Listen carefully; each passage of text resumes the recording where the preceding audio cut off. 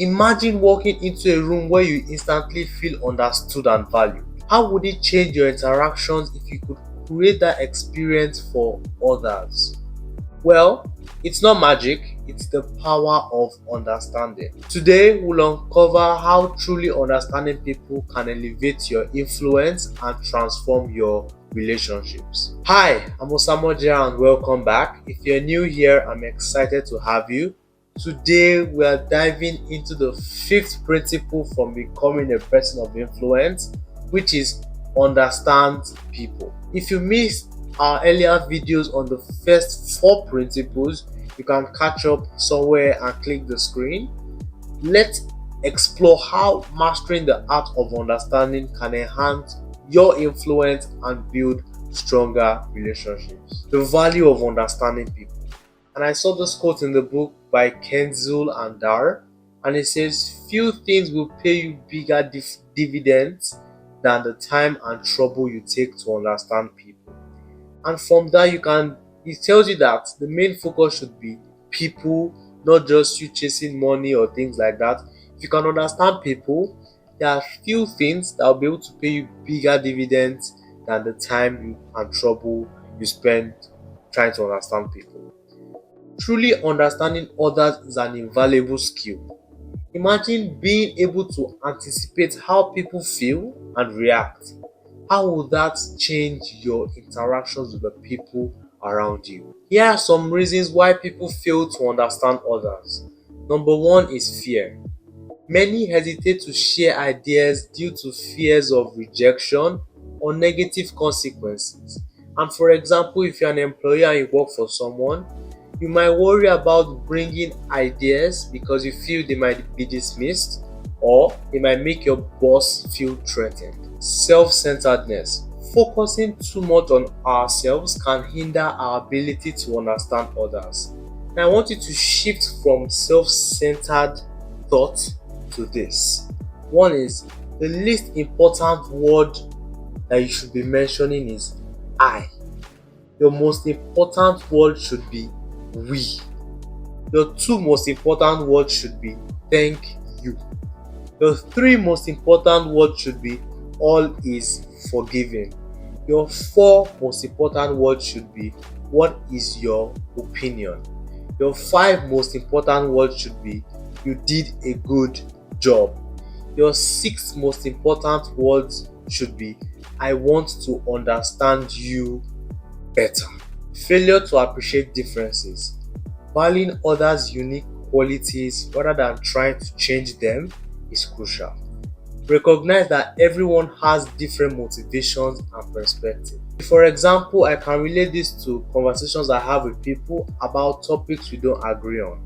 Appreciating their perspective and trying to understand the the reference they have that made them have these thoughts that they actually helps understanding them more rather than just judging them for whatever they believe in. Failure to acknowledge similarities. Recognize shared human experiences such as hopes, fears, and joys. This helps build connections and empathy. Key principles to understanding people. Everybody wants to be somebody. Nobody cares how much you know until they know how much you care. And some paradoxical commandments of leadership are people are illogical, unreasonable, and self centered. But guess what? Love them anyway. If you do good, people might accuse you of ulterior motives. And guess what? Do good anyway. Everybody needs somebody. Everybody can be somebody when someone understands and believes in them. Anybody who helps somebody influences a lot of bodies. Your influence extends through those you support, creating a ripple effect. How to improve your understanding? Possess the other person's perspective. Practice seeing situations from others' viewpoints. So there's just a very short role play. So let's say you have a person and you have conflicting beliefs on. Let's say a common one is that let's say the person takes alcohol, you don't.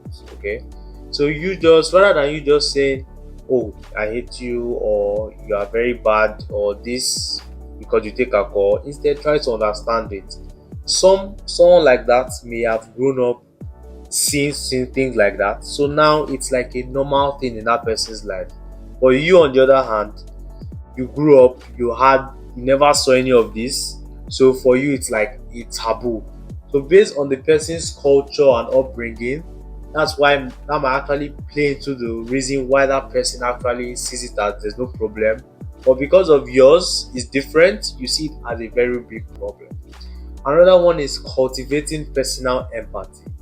Approach interaction with both strength and compassion. Maintain a positive attitude. As Apali said, people generally see what they look for and hear what they listen for. I can relate this to your focus. If you are speaking to someone now and you are focusing on all the bad things that they have, all the bad things they've done, that is what you will see. But if you speak to someone and you are trying to look for the good things you can compliment in them, you will see how the change in perspective there gives you a different attitude towards that person. So here is an understanding checklist and action plan that could actually help you know where you are now and know where you could actually start working on today to improve your skill in understanding. So in terms of rating your ability, you have the superior, you have the good, you have the fair, and you have the poor. For the superior, at this point, you consider yourself, you can understand basically anybody comes to meet you, able to understand them appropriately. And if for that those set of people, our advice, you actually try and teach other people that don't know the skill, because definitely at that point you are very good at it. Good, I won't say you really understand people, but when you have situations like that, you are kind of able to try and figure your way out. So you have like a decent level in terms of understanding people. Fair is, you just you're the type of person that you avoid situations like that. You don't really want to associate yourself in understanding people, because it might seem stressful, or sometimes you do it but it's something that you aren't the best at. For poor, this is, you basically have no idea whatsoever in terms of understanding people. When people come to you, you are so lost, which is fine. But the thing here is to know where you are so you can start improving immediately. Here's an action plan. If you rated yourself superior, consider teaching others how to better understand people. If you rated yourself good, fair, or poor, focus on improvement by asking questions like this.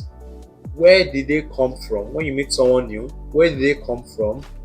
Where do they want to go? Where did they come from? Their A. Where do they want to go? Their B.